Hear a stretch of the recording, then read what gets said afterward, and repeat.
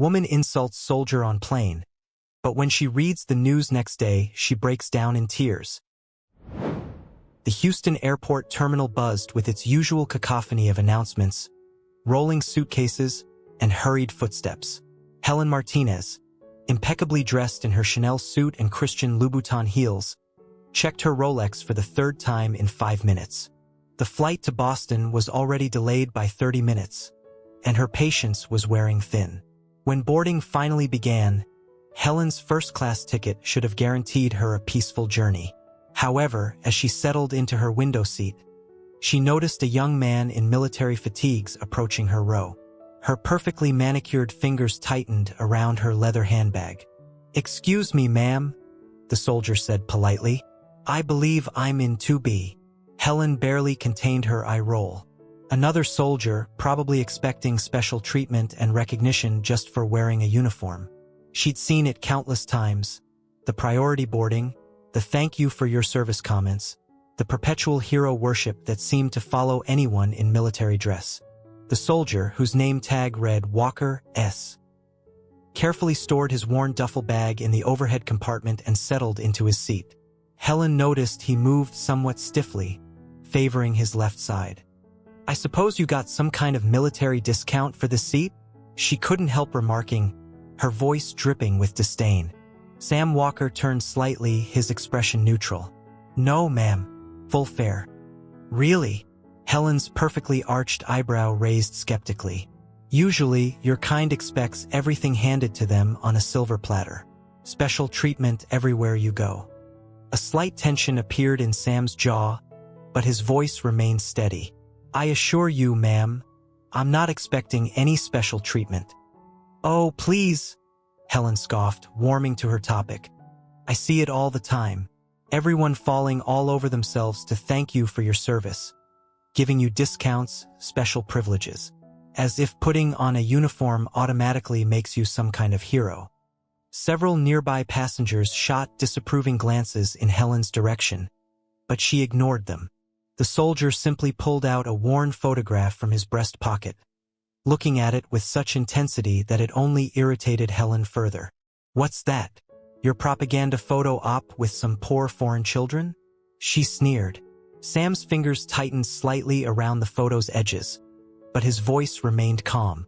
"No, ma'am. This is my daughter, Sarah. She's 6. "Oh, how convenient." Helen rolled her eyes. "Playing the family man card now? Let me guess, you're on some noble mission to save the world while leaving her behind?" The flight attendant's announcement about takeoff procedures provided a brief respite from the tension. Sam carefully tucked the photograph back into his pocket, while Helen made a show of checking her emails one last time before airplane mode. "Actually," Sam said quietly, once they were airborne, "I'm heading to Boston Children's Hospital. Sarah has a rare form of leukemia." Helen let out an exaggerated sigh. "Of course she does. And let me guess, you're hoping someone will overhear and start a GoFundMe for you? That's how it works these days, isn't it? Military families playing the sympathy card?" A middle-aged woman across the aisle gasped audibly at Helen's callousness, but Sam's expression remained unchanged.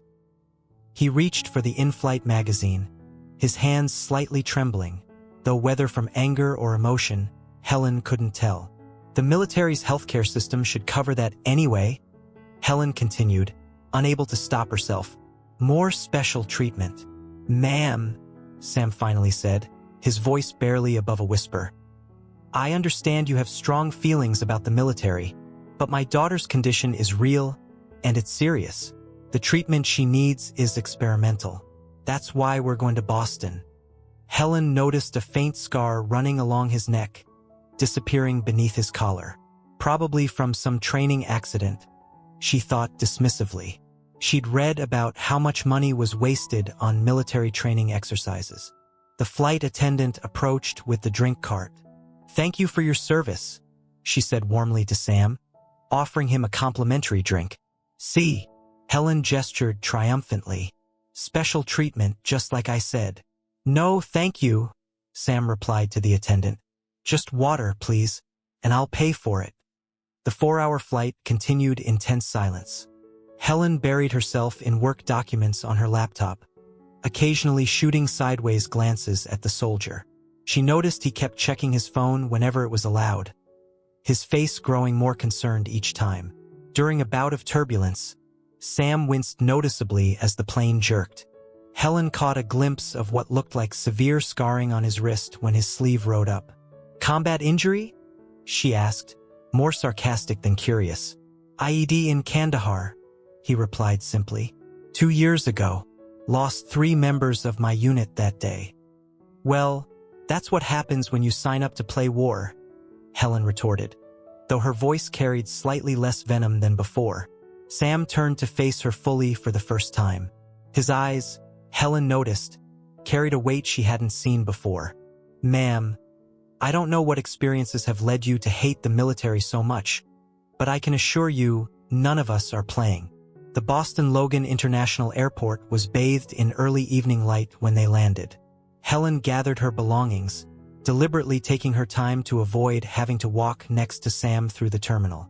As she made her way to baggage claim, she overheard him on the phone, his voice strained. "Yes, I'm here. No, the last treatment didn't. Please just keep her comfortable until I get there. Yes, I know visiting hours are almost over, but I'm her father." Helen shook her head, still convinced it was all an act. She collected her designer suitcase and headed for the taxi stand, pushing the encounter from her mind. She had more important things to focus on, namely, the pharmaceutical conference she was attending as a senior sales representative.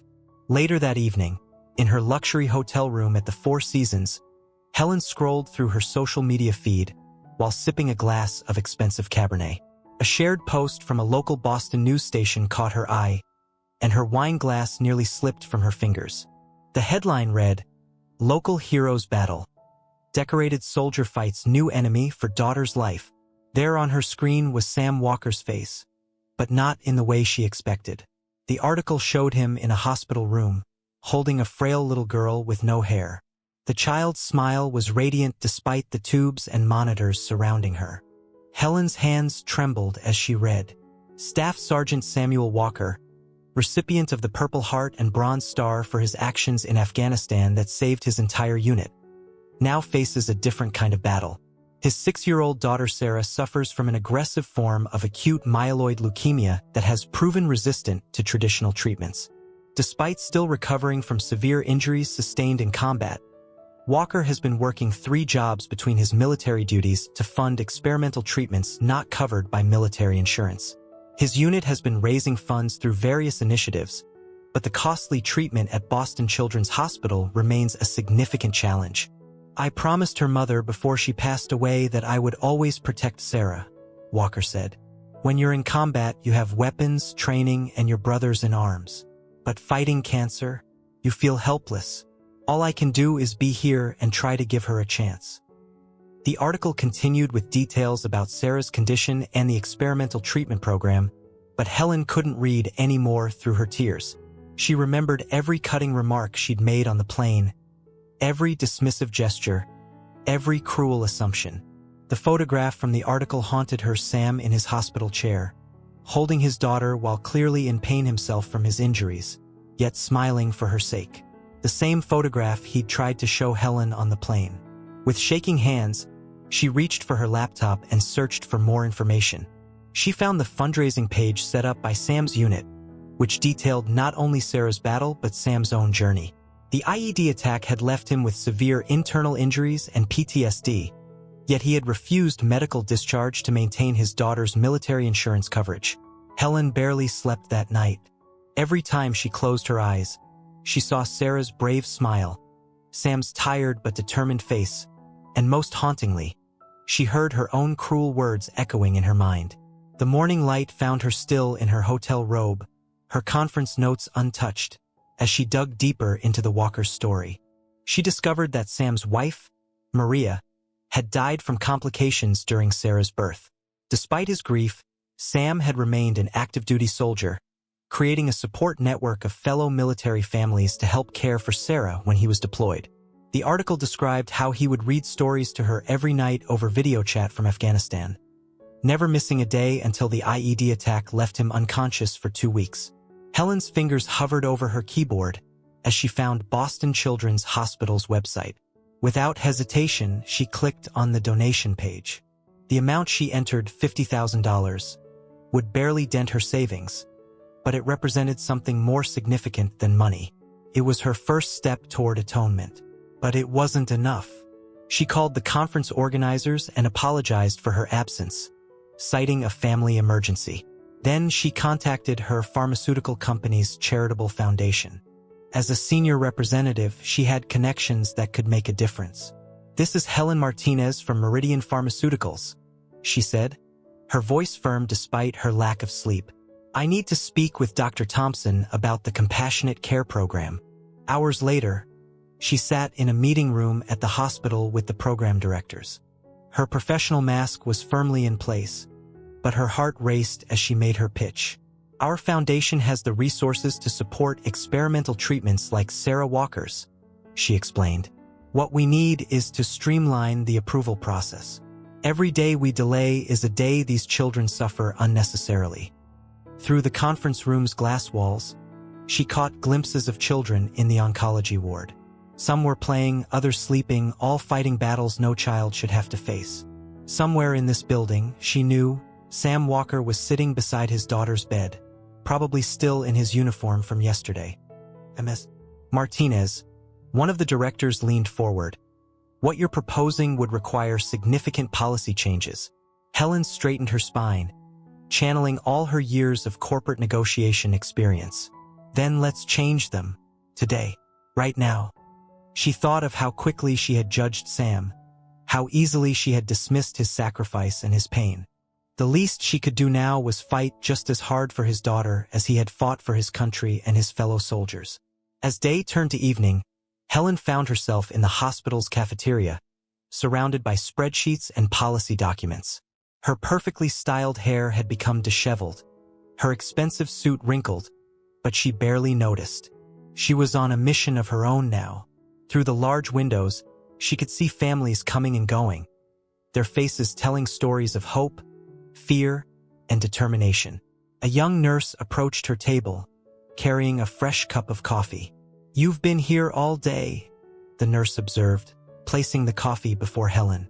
"You're the pharmaceutical rep working on the Walker case, aren't you?" Helen looked up, surprised. "Yes, I am. Do you know them?" The nurse's face softened. "Everyone here knows Sarah. She's our little warrior princess. Even on her worst days, she makes sure to give everyone a smile. And her father," she paused, shaking her head in admiration. "I've never seen anyone so devoted. He sleeps in that uncomfortable chair every night he can, still wearing his uniform most times because he comes straight from work." Helen's throat tightened. "His second job?" "Third, actually," the nurse corrected. "He picks up security shifts at night when Sarah's sleeping. Says every dollar counts." The coffee turned bitter in Helen's mouth as she remembered her accusations about special treatment and handouts. She pulled out her phone and opened the fundraising page again, noting it was still well short of its goal. "Could you?" Helen hesitated, then continued. "Could you tell me what Sarah likes? What makes her happy?" The nurse's face lit up.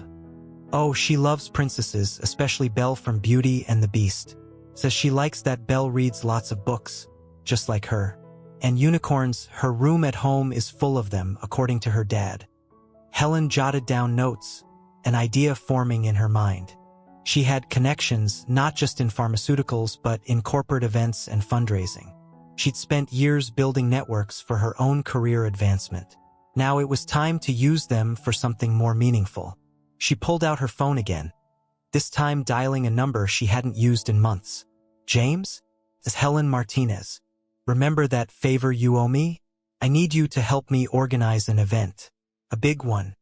Over the next few hours, Helen made call after call. To event planners who owed her favors, to local businesses she'd networked with, to her own company's public relations department. Each call built upon the last, creating a web of support and possibilities. "We're looking at a charity gala," she explained to her corporate events team. "But not just any gala. I want it to be magical. Something a 6-year-old princess would dream about." Over the next 2 weeks, Helen's life transformed completely. Her pristine apartment in Houston became command central for Operation Princess Sarah, as she'd named it.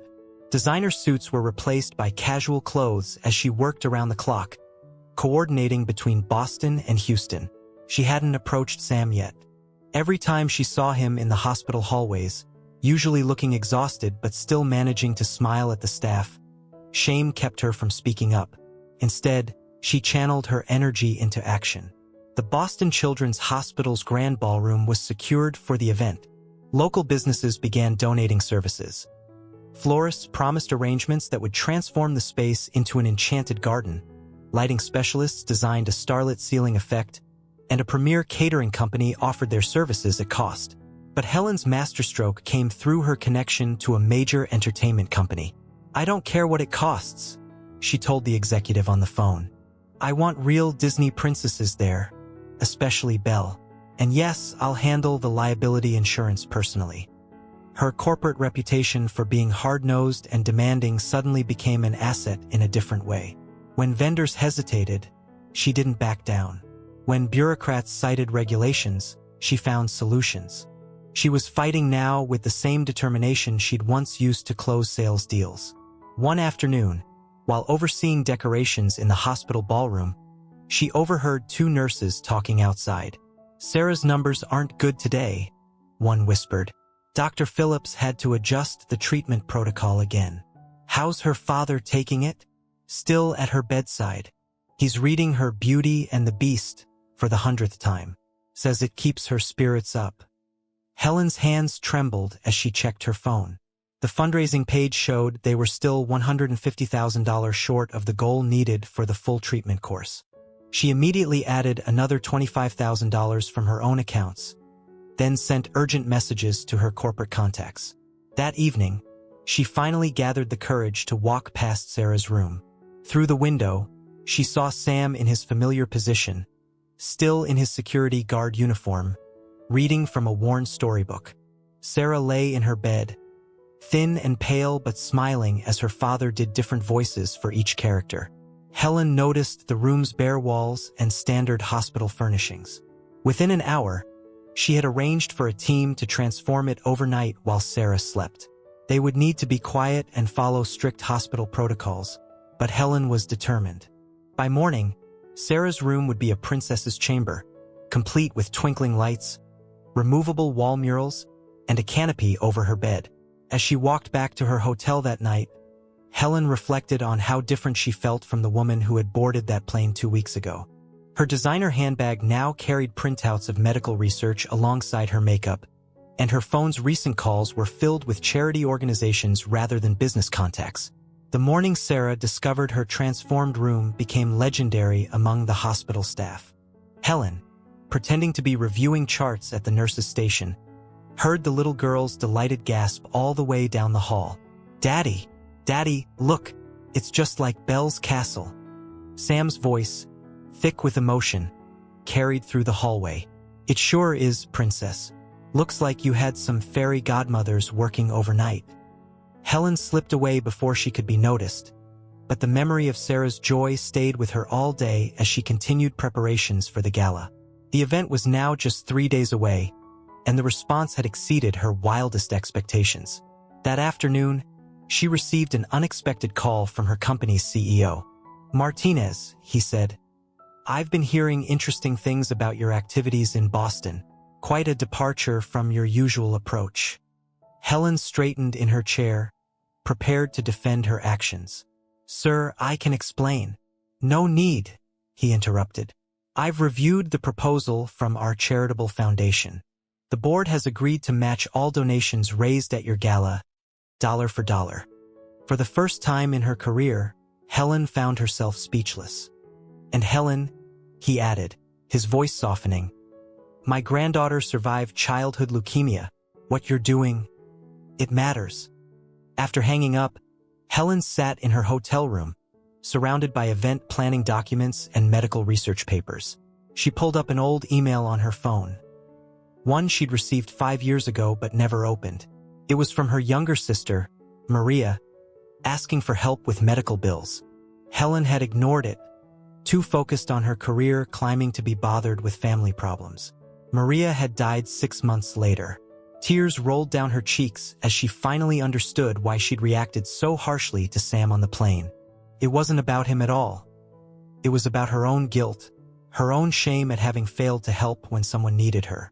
A knock at her door startled her from her thoughts. It was James, her event coordinator. "Helen, we have a situation," he said, looking worried. "The hospital's PR department just received a call from a local news station.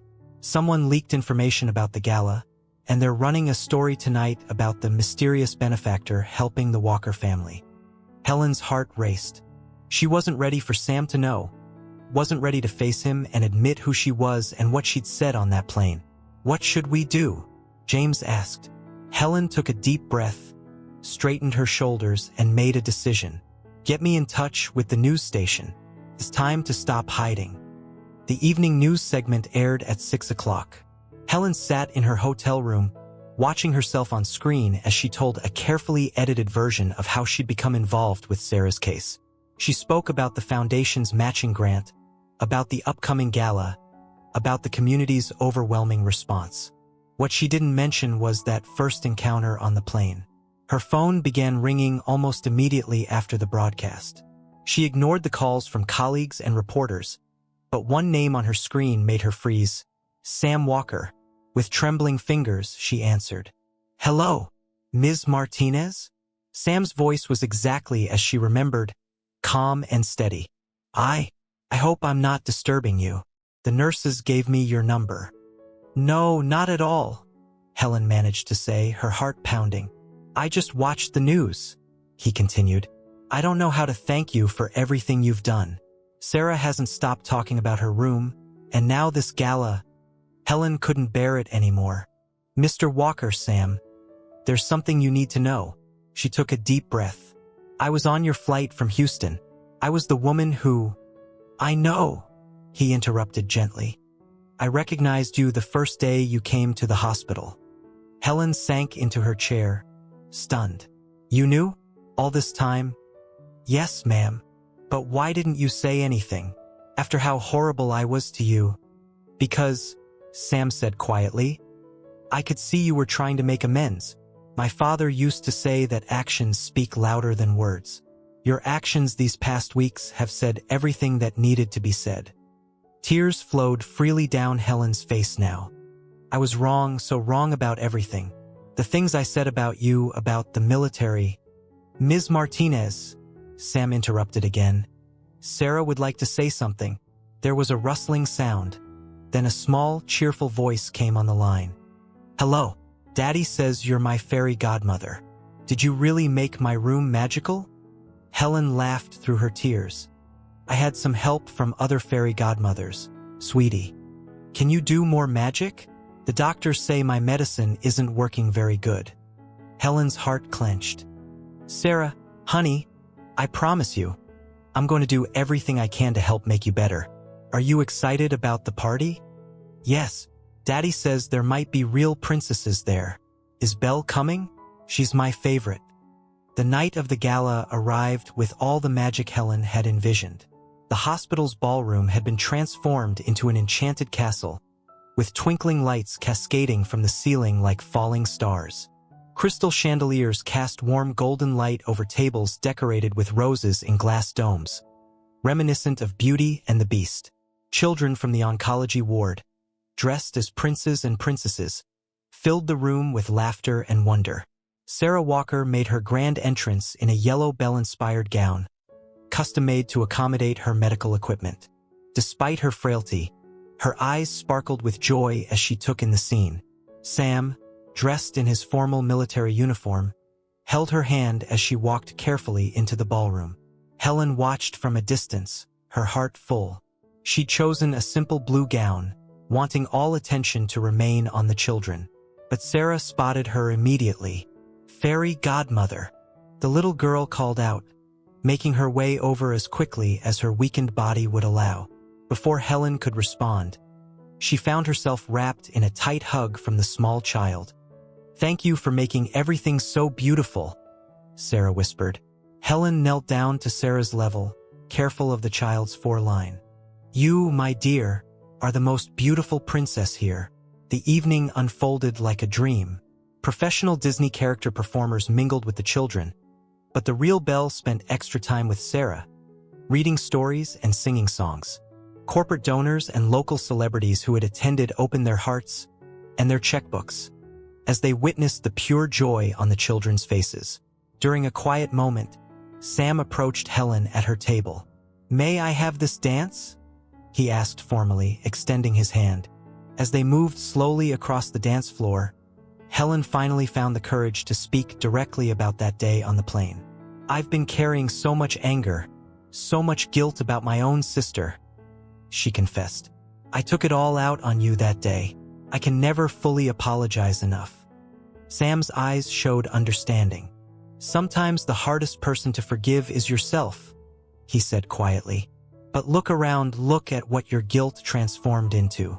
Every child here tonight feels like royalty. You did that." "The fundraising total," Helen said, changing the subject as her emotions threatened to overwhelm her. "We've exceeded the goal by almost double. With the company's matching grant, Sarah's entire treatment is covered, plus a fund for other children in similar situations." Sam stopped dancing, his eyes glistening. "I don't know how to thank you." "Just promise me one thing," Helen replied, watching Sarah twirl with Belle across the room. "Promise me you'll bring her to my office in Houston when she's better. I have a job offer for the strongest princess I know, Chief Happiness Officer of our pediatric division." 1 year later, Helen stood in the lobby of Meridian Pharmaceuticals' Houston headquarters, nervously adjusting the Welcome Chief Happiness Officer banner. The past year had brought changes she never could have imagined that day on the plane. The experimental treatment, fully funded by the gala's proceeds, had worked better than anyone dared hope. Sarah's cancer had gone into remission 3 months ago, and while she would need ongoing monitoring, her doctors were cautiously optimistic. Helen had transformed too. She'd accepted a new position as director of the company's expanded compassionate care program, turning her talent for aggressive business tactics toward helping families navigate the complex world of medical coverage and experimental treatments.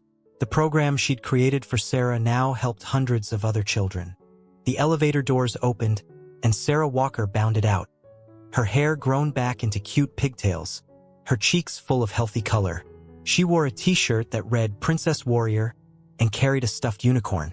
"Miss Helen!" she cried, running to embrace her. "Look, no more tubes." Sam followed more slowly, looking relaxed in civilian clothes. He'd retired from the military 6 months ago and now worked as a counselor for veteran families facing medical crises. His own experience had given him unique insight into their struggles. "Ready for your first day as Chief Happiness Officer?" Helen asked Sarah, presenting her with a tiny nameplate for her desk, a real desk, set up in a corner of Helen's office. "Yes, Daddy says I get to help other kids who are sick, just like you helped me." As they walked toward the office, Helen noticed Sam looking at her with an expression she couldn't quite read. "Something wrong?" she asked. "No," he smiled. "Just thinking about how life works sometimes. If you hadn't been angry enough to confront me on that plane, if I hadn't been stubborn enough to keep my cool, if you hadn't been curious enough to look up that article, everything happens for a reason," Helen finished, watching Sarah explore her new workspace with delight. "The hospital called yesterday," Sam said quietly. "The fund from the gala has now helped 50 children access experimental treatments. 10 are already in remission." Helen felt tears threatening again, happy tears, the kind she'd come to know well over the past year. "You know what this means, don't you?" she asked, grinning at Sarah. "We need another gala, and this time our Chief Happiness Officer can help plan it." Sarah's eyes lit up. "Can we have Cinderella come too this time? And make the whole building into a castle?" "Princess," Helen laughed. "We can do anything we set our minds to. That's the lesson I learned from you and your dad." As she watched Sarah begin drawing plans for the next gala, Helen reflected on how a moment of darkness on an airplane had led to so much light. Her sister Maria, she felt, would have been proud of the person she'd become. Sam caught her eye and smiled, understanding in his gaze. They both knew that sometimes the greatest transformations come from our worst moments, and that forgiveness of others and ourselves can create miracles. Sarah's voice broke through her thoughts. "Miss Helen, can we get a real unicorn for the next party?" Helen laughed. "Well, Chief Happiness Officer, let's start with the planning and see what magic we can make happen." Because if there was one thing Helen had learned in the past year, it was that magic was real. It just came in unexpected forms, like the love of a father for his daughter, the kindness of strangers becoming family, and the power of a changed heart to change the world.